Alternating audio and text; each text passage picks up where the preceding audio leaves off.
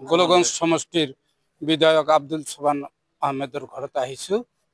একেতক আমি এখন স্মাৰক পত্ৰ দিছোঁ।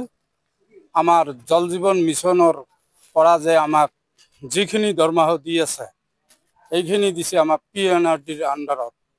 আমি চৰকাৰক অনুৰোধ কৰিছোঁ আমাক বিভাগৰ পৰা নিযুক্তি লাগে। 16-17 বছৰৰ পৰা আজি কাম কৰি আছোঁ, কিন্তু আমাৰ মানে যিটো প্ৰাপ্য সেইটো পোৱা নাই।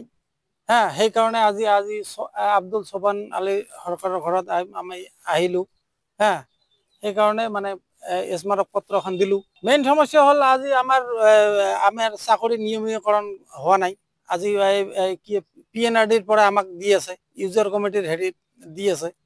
এইটোৱে আৰু আমাৰ দাবী।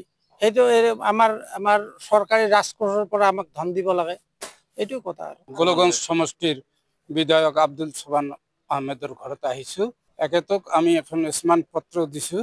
আমাৰ জল জীৱন মিছনৰ পৰা যে আমাক যিখিনি দৰমহা দি আছে এইখিনি দিছে আমাক PNRDৰ আণ্ডাৰত।